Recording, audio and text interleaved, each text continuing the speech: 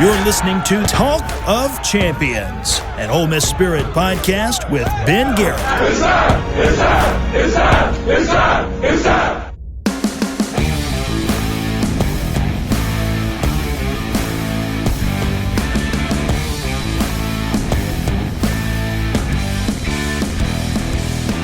Welcome in to an on-location edition of Talk of Champions. I'm sitting here with my man, Ole Miss sophomore wide receiver, Cayden Lee, Cayden Honeycomb Lee, who will soon be launching this podcast, possibly as early as next week. We don't know because the Rebels are getting hot.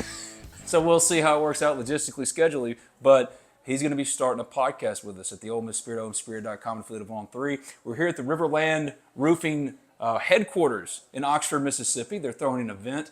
An NIL event that Cayden is, of course, a part of. Katie Hill's outside as well. Saw Walker Jones, head of the Grove Collective. But we're here, I'm here, and we're here just to talk to Cayden, to let you get to know him before he starts his show for us, what will be called The Buzz with Honeycomb. Ooh, I like that. That's a good name. Right? You came up with that, huh? I did. Okay. I did. See, they pay me the big bucks, Kay. There you go. But Cayden, he's good people's breakout year for Ole Miss. First and foremost, my guy, how you been doing? How are you? First and foremost, man, I'm thankful to be here. Thankful for the opportunity. And this is going to be really fun. Great event we have going on outside. Just here to just talk to my guy, Ben, and let's get this thing rolling. Right. And Riverland has been so good to me, so good to Cayden, and doing so much in the NIL space. So we encourage you to support Riverland Roofing. For all your roofing needs, it's 662-644-4297. Visit them online at riverlandroofing.com. They've been incredibly supportive of all kinds of Ole Miss athletes like Cayden in this space, and that's what really has taken Ole Miss to the next level. And for you, man, I mean, this has been a breakout year. This has been, for you, a lot of, I've been talking to you since high school, and this has been a long process for you to get to this place, but before we get into all that, what has it meant to you to getting these opportunities as you're having this big year, Riverland and all the people that have been talking? What does it mean to you, to have those kind of opportunities and to be at this place now? You know what I mean? Yeah, you know, for me, just coming in my first year was just stay consistent is what I just kept telling myself. And when my opportunity came and showed itself, I had to be ready. So just getting extra work in after practice, trusting my training, and just staying consistent was the biggest thing that I feel like I needed to just stay focused on. And this year, I feel like that's what I'm really doing a good job of. And we just have to keep going forward. And it's been a really good year for us overall as a football team. And I feel like we're trending upwards, and we got to keep it rolling. Yeah, that's right. And, when I look at this team specifically started, obviously hot with the 4 wins and the 9 cons. You had the 2 tough losses and stuff like that. But for this team to be at this place with everything in front of it, what has the journey been like in that locker room? How, riding the ups and downs, riding through all this new, Yeah. and what's it just been like as a team to get to this place where everything is in front of you now after that big win over Georgia? Personally, I would say the 2 losses made us more of a team, really, because, a lot of people, let's just say we were undefeated, I don't know if it would be much as a team as we are now, because we had to really just lean on one another, pick one another up, and that just forms more of like a brotherhood that can only be faced and come up through adversity. So I feel like that's why we are where we are right now. So much was added in the offseason as far as your position specifically. I mean, Juice comes in, Jordan's already accomplished, but he came from Louisville a couple years ago. Tre Harris already accomplished. What was, when you were recruited, you were a highly recruited kid. Ole Miss wanted you very, very early. Dane Stevens, who's no longer here, was like, he's like, I'm getting Cayden Lee here. I want him here.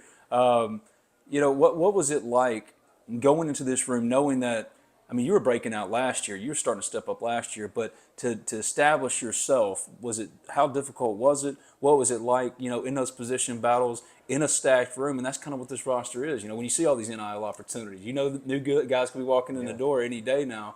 So establishing yourself, what kind of work did you specifically individually put in?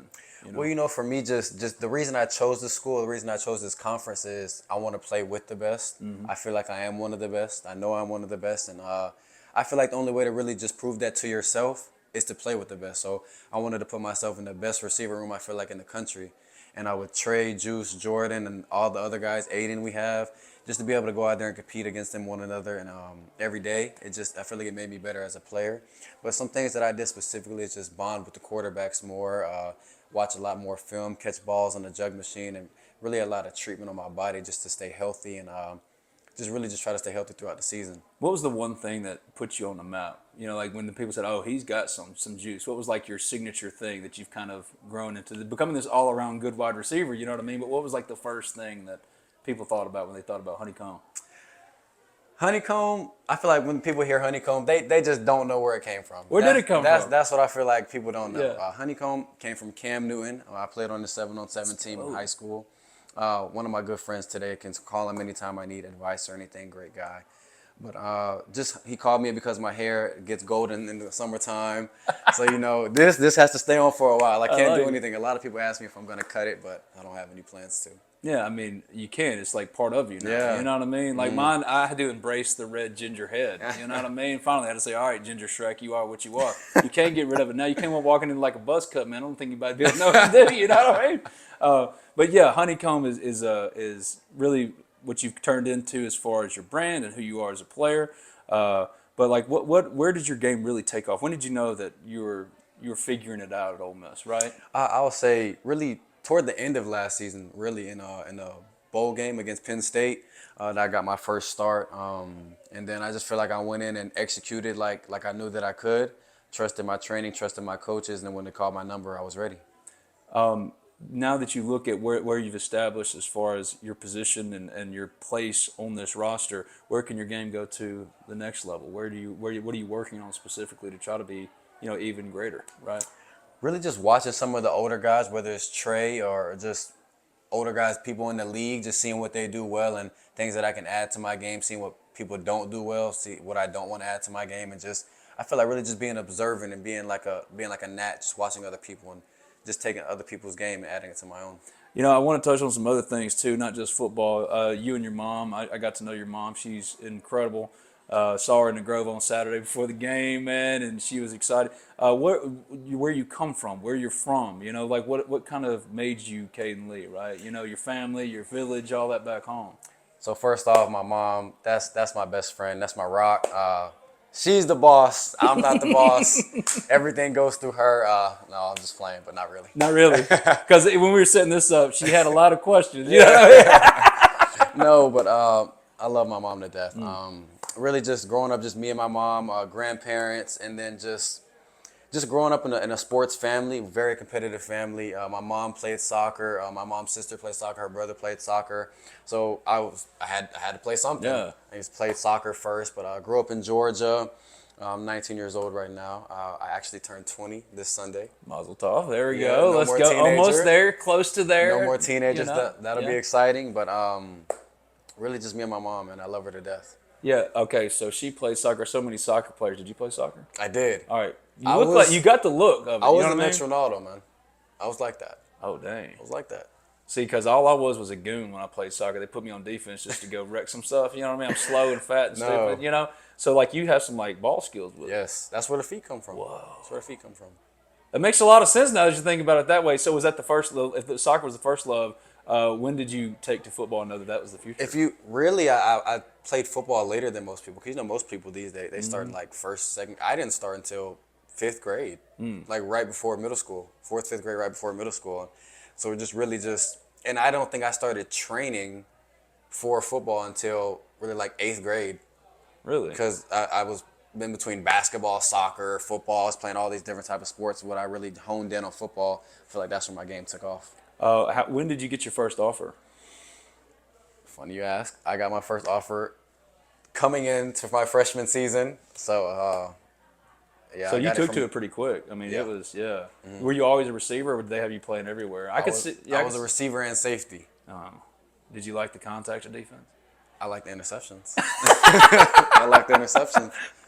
I've taken a couple back. I could see that. I Yeah. could see you being a ball hawking safety back there, right? So you're saying if you hadn't have made it as a wide receiver in Division I safety, you could have done it. I could have done it. Oh, I think so.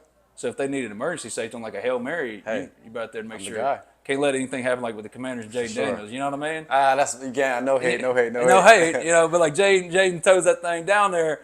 In the Commanders game and the Hail Mary happens, I'm just saying you can be the one that makes sure it doesn't happen. Yes, You've got that for sure. ball skills For sure. to make sure it doesn't happen. Something specific that happened this weekend, the Georgia win. It was obviously important for the season, for the playoff hopes, for all of those things. But from just a purely Ole Miss day, what was your takeaway? Because for those of us that have been in it forever, that was one of the most memorable days because of the result, but also it just felt special, right? Yeah. Did it feel that way as players?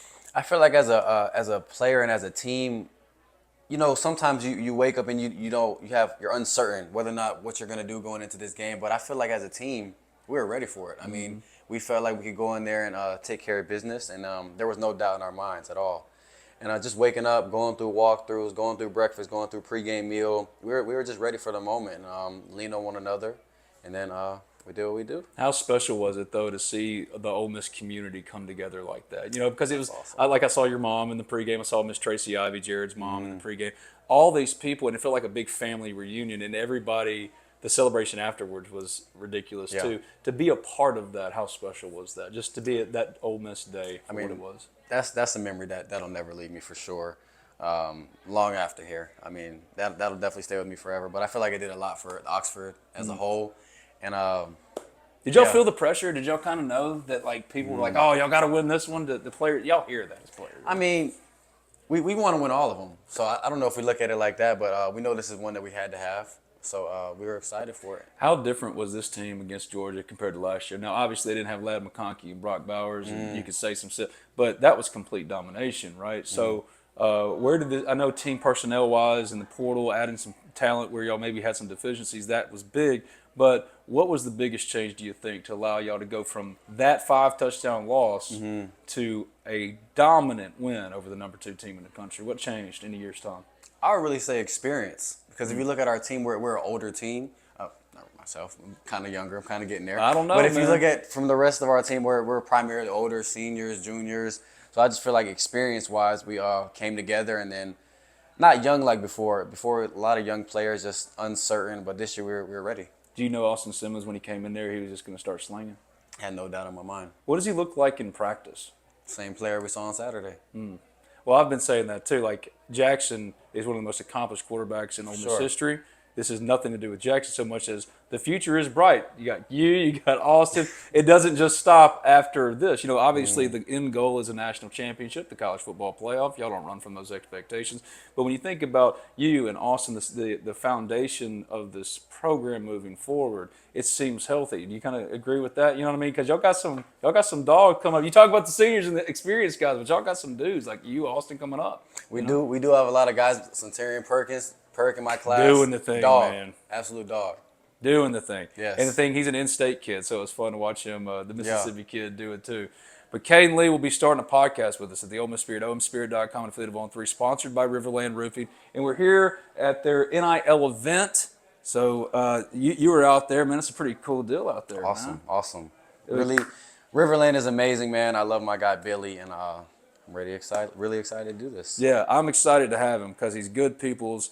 He's made me look smart as my breakout pick in the year. So thank you for that. Give me a little dap for that. He's made me look smart. Now, go to the playoff and win a national championship. That's not too much to ask. Oh, there it is. See, he ain't running from it. It's Cayden Lee. Appreciate you, my friend. Appreciate you guys.